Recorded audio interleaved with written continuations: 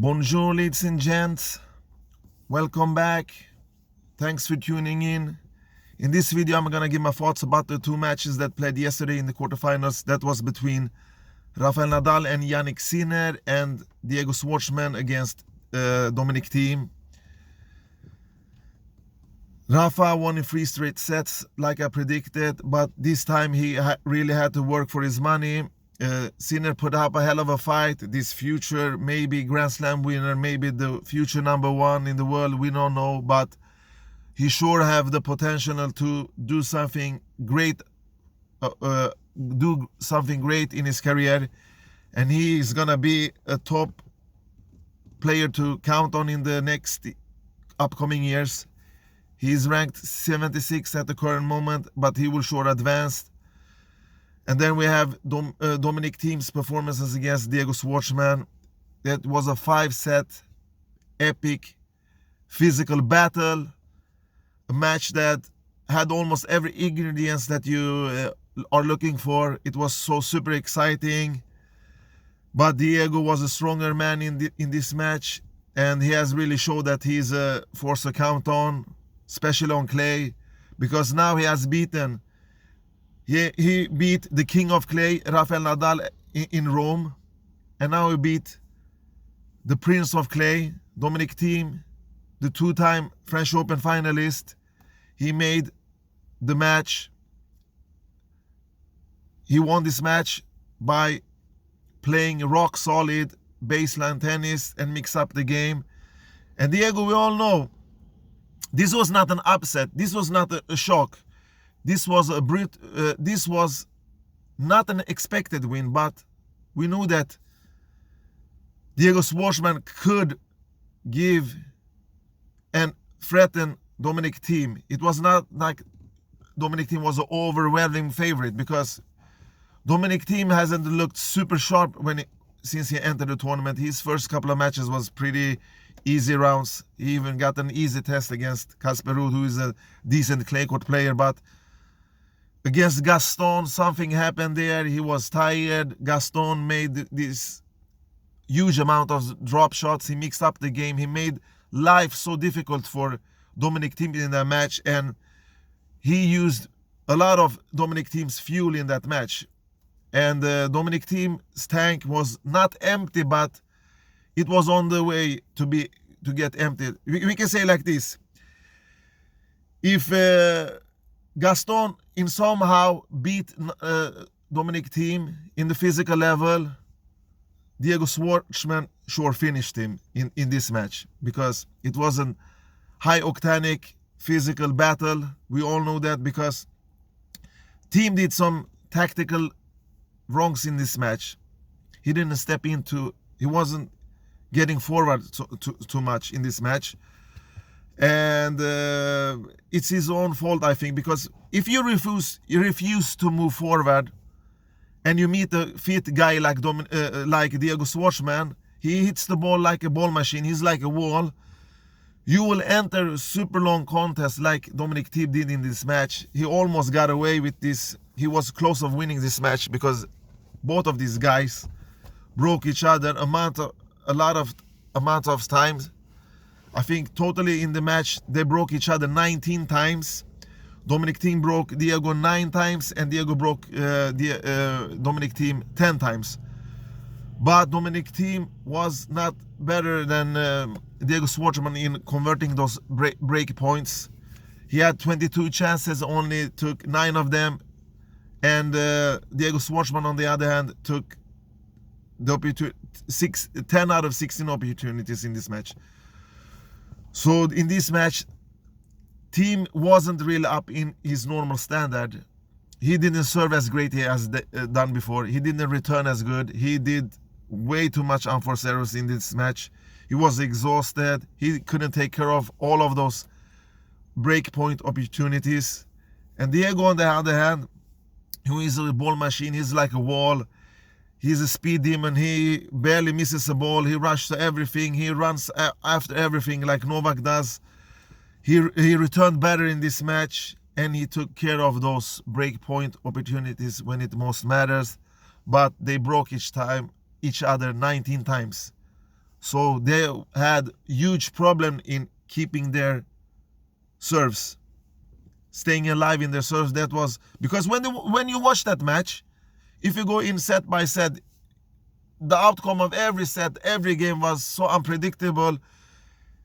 Diego broke, and then Thiem broke back. Diego broke again, they broke back. So let's dig into the match, a little short analyze of this match.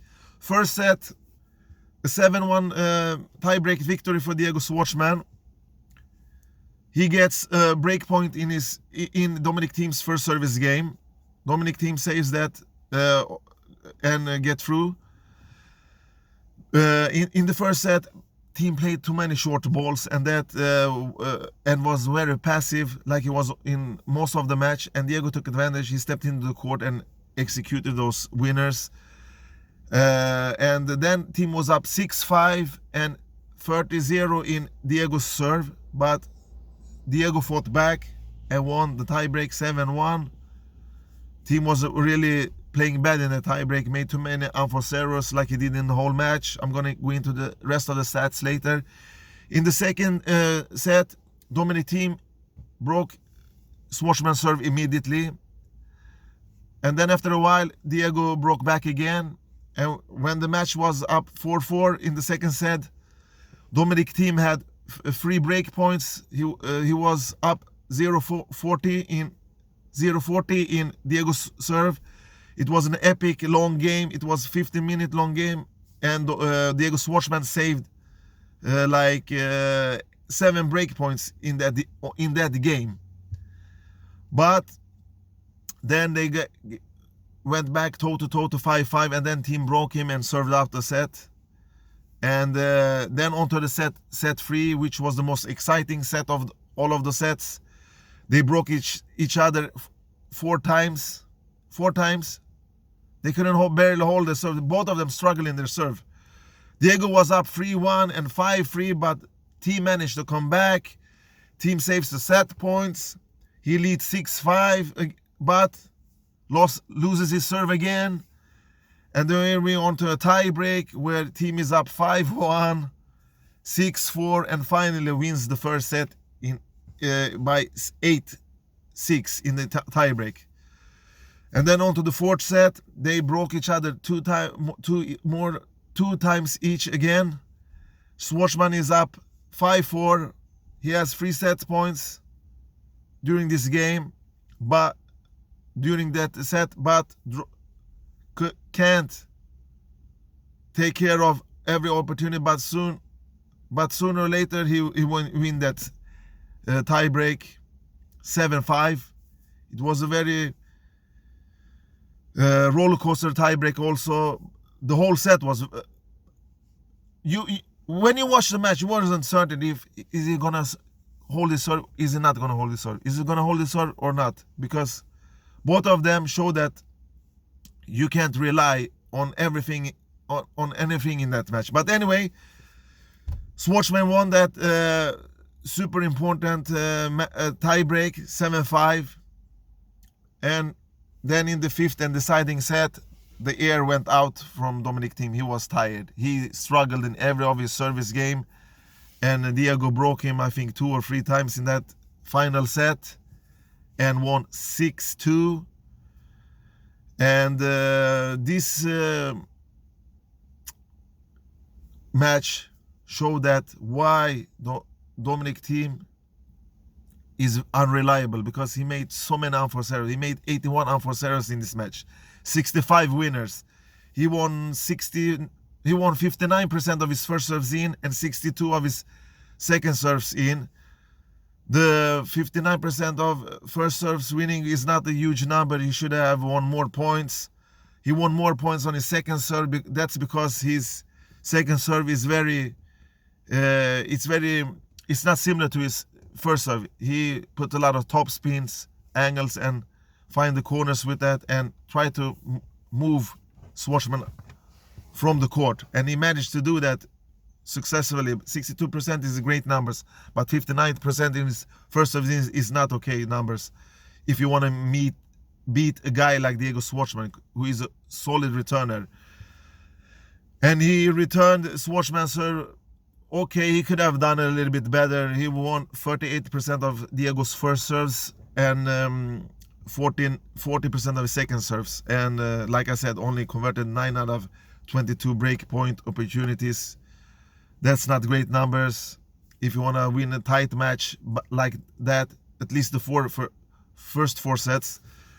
And Diego won 66% of his first serves in, 52 of his second serves in, and managed to win 38% of Dominic's first serve and return superbly against Dominic Thiem's second. So he won, I think, 54% of Dominic's second serve and got rewarded there. But the number doesn't show everything because they serve safe, and Schwartzman is guys that serve safe. But when the ball is in play, he won majority of the rallies, but within close edge. And then Diego, he was making also a lot of unforced errors. He made 62 unforced errors in this match, I think, and 37 winners.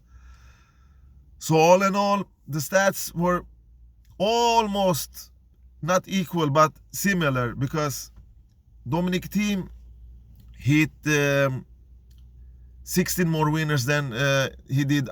He did 16 more unforced errors than he hit winners, and 15 for Diego Schwartzman.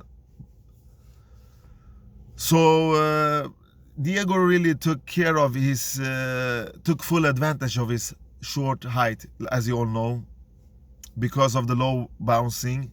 The new Wilson ball bounces low. It benefits him. It's in his striking zone. And of course the cold condition, the humid weather, it benefit a hard hitter like Diego Schwartzman. It benefited Thiem also, but Thiem was more tired in this match. Schwartzman, he has underestimated physique. He's very capable of dueling for several hours. So this match, I think it was around 5 hours and 10 minutes. It was a tough battle for both of them. They put out everything, but it wasn't enough. The slugger party, Dominic Thiem just made too many unforced errors. Like I said, 81 unforced errors. It's an average of 15 unforced errors in each set. That's not okay. He spread those ball too much. It was like the old not Wawrinka. He's similar. He does that too. He spread too many balls around the court. Thiem did that too, but Diego put pressure on him. He was there. He was steady from the baseline. He protected the lines, the baseline, with accurate precision, with great movement, with great speed. He did some tactical changes. He did approach the net a couple of times. This short Argentinian that has taken huge steps. He has been rock solid, but now he's getting to taste the fruits of his hard work that he has put up the last couple of years. And he really shows that he's a guy, a force to count on. He will sure give Nadal a match. Nadal won't win in straight sets, I think. He will drop his first set against Diego Schwartzman if he can put up the performance like he has done. And he is not that super tired. He really can give Rafa a big challenge. But Thiem has to return better. He didn't return good in this match. He really has to step up. But he came from a victory at the US Open. It's not easy to deliver on a regular basis, but Thiem has showed that he's a consistent guy. He's a force to count on. And Diego really had the game where he wanted, because Thiem should have stepped into the court. He should have been more aggressive and more offensive against the guy, because against Gaston, he worked so hard for that victory. And I told you, Dominic Thiem came with not the full tank in this quarterfinal battle with Schwartzman. But all in all, great performance by Diego Schwartzman. Big congratulations to his first Grand Slam semifinal. And then on to the other match between the King of Clay, the 12-time champion, who had 4 easy rounds in this match, he was tested. But unfortunately, the young Italian couldn't take care of his advantage. He was almost serving. He was serving for the first set. He was up 6-5. He broke Nadal. But Nadal immediately broke him back, and the first set went to tiebreak, where Nadal was merciless. He took care of Jannik Sinner there, and Sinner was also up 3-1 in the second set, but Rafael Nadal fought back in that match, and Nadal started to mix up the game. He started to make drop shots in the first set. It went on to a more physical battle, like I expected, and then in the end Jannik Sinner wasn't strong enough. Rafael Nadal was just too fit, but Jannik Sinner showed in that match that Rafa is not untouchable, that you can push him if you have hard ground strokes like he had. He was brave. He challenged really Rafa from the court. He put pressure, and this low bouncing courts are not in favor as Rafa are used to, but Rafa have adapted. He hit many winners. He hit 37 winners in this match, and only 30, but a lot of unforced errors, 33 unforced errors in this match. And Jannik made 31 winners and 44 unforced errors. So Rafa squeezed a couple of extra necessary unforced error out of Sinner's racket. Rafa served great in this match. He won 67% of his first serves in and 59% of his second service in. But that stats lies, because in the first two sets Rafa didn't serve that good. In the second set he got too many free points from Jannik Sinner, who made a lot of unforced errors and was pretty much done by after the second set. And Jannik Sinner's numbers were low 57% winish number in his first serve and only 43% of his second serves. So Rafa took advantage of that. He did an okay, he returned solid 44%. I think he won 44% of Jannik's first serves and 47% of his second serves. So, and Rafa was clutch, and he's a big stage player, like you all know. He won 6 out of 8 break points, while Sinner blew 2 out of 7 opportunities, 5 out of 7 opportunities, and only managed to break Rafa twice, and that was in the end of the in the first set and in the beginning of the second set. So all in all, Rafa was put up on a test. But you know, Rafa, he's so merciless when he's on the court. He knew that Sinner was tired after the first set, so he started to make him more tired by go for the drop shots. And like Rafa always does, he pushed you from corner to corner, and Sinner put up good in the first 2 sets. He really did. He should be proud of himself. He didn't lose like the other clowns in the previous rounds that only counted games. But here he took at least 11 games from Rafael Nadal. 11 games. He got a breadstick in the third set, but anyway, he took Rafa to a tiebreak. He pushed him, like I said in my preview. He can push Rafa to a tiebreak. And then in the second set, he did a great job. He wasn't disappearing, this young Italian. But you have to have a little bit more weapons if you want to beat Nadal. You have to be more shot tolerant. The most important thing, the unforced errors. You can't give away 3 points like Dominic Thiem did in this match, because he was, even though Diego is a ball machine, he gave away gifts in that match. We saw many unnecessary unforced errors from Thiem's racket, and that slugger party really was tough challenge for Thiem. It was physical, but he made too many unforced errors, because even though Schwartzman was the better player, it was not by much, to be honest. And Diego didn't spread the balls around the court like Dominic Thiem did. All right, Rafa, what can we say more about him? Is he the Rafa that has won 12 times, this tournament 12 times?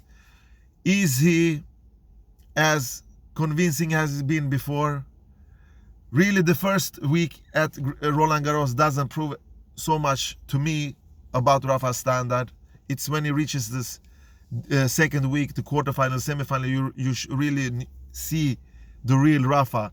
And against Sinner, you saw that even though Sinner didn't take a set from Rafael Nadal, you saw that Rafa is not unbeatable. A guy like Schwartzman sure can take 1 or 2 sets from him, but a guy like Novak, he hasn't super impressed me either. But you know that when you put up Rafa's game against contra Djokovic game, you know that Novak will have this edge because he hits the ball so deep. He has so much pace on his shots. He has so many power. He is the one that can disturb Rafa's game. He's the best man of doing that. And I have done a video about that last year. 5 reasons why Novak Djokovic is so successful against Rafael Nadal. And that's because really Novak doesn't have any weaknesses. And if you want to beat Rafael Nadal, you should. And if you don't play like Söderling did, with huge serve, with huge ground strokes, and keep the balls in the court all the time, you will have a chance. Or play like Novak, give Rafa back his own medicine. And Novak Djokovic is really the best guy on tour to give Rafa his own medicine, to give him the taste of what he does against his other opponents. Or you have to be ultra first strike, ultra aggressive tennis with low margin of unforced errors like Roger Federer has done so successful against Rafael Nadal. But Rafa is a guy that uses your weakness to his own benefit, and that's what he did against Sinner, because he knew that Sinner will battle and put up great in the first set, maybe a second set, that he will keep a steady pace with his huge ground strokes. He will give Rafa some problem. He knew that, Rafa. But in the end, he relaxed. But this young dude, Sinner, he was pretty calm on court. He showed some matureness already for such a young guy. If that can be enough to be a multiple Grand Slam winner, you don't know, because there are so many guys, unpredictable guys, that are knocking on the door. He has a great competition in Tsitsipas. He has Rublev. He has a bunch of guys that are there. They want to beat these big 3 guys. They surely knows how to do it, but they can't perform it. They have the will, but they don't, and they have the effort to do that, but they don't have the toughness. They don't have the mental toughness, and they don't play great at the clutch moment against these big elephants. So all in all, Sinner, in his first appearance, he reaches a quarterfinal. That's something you can brag about. Well done. He did exactly what I expected against Rafael Nadal. He put him to a real first test, but it wasn't enough. The consistency king, the super clay court machine, Rafael Nadal, wore him out and won, and is now gonna meet Diego Schwartzman. I'm gonna give a preview about that match up tomorrow after today's quarterfinals are finished. We have PCB, Pablo Carreno Busta. He takes on Djokovic today, and we have the upcoming match between the other quarterfinal between Rublev and Tsitsipas. Unpredictable matchup. You don't know who's gonna win, but I hold Rublev as a slight favorite, even though Tsitsipas has played much better. But I have Rublev in my semifinal, as I predicted before the tournament. I'm gonna stick to that. I'm a man that keeps my word, but I'm not pretty sure. Absolutely not. He can cause a minor. It's not an upset, but he can for sure beat Rublev and take revenge for his loss at the Hamburg clay court tournament just before French Open, where he lost the final. So, what can we say about those 2 matches yesterday? Schwartzman was the more solid guy. He played the game like he wanted. Thiem was not so offensive. He was too passive. made too many short balls. He didn't return good. He didn't take care of his break point opportunities. That's why he lost, of course. And he, of course, did too many unforced errors, 81. And Rafael Nadal got taken a little bit by the horn, but showed why he's the king of clay, and was not... he was calm on court like always, Rafa. He's a big stage player, like I told you. It takes something special to beat him on clay. And that is something that doesn't belong to Sinner yet, but Sinner was a little bit winner in my eyes. He really didn't get embarrassed by Rafa. So all in all, great performance by two superb players. And now they're gonna meet each other in the one of the semifinals. And today we are waiting for the rest of the guys to join these two guys in the final four. All right, I have talked too much in this video now. Take care and bye bye.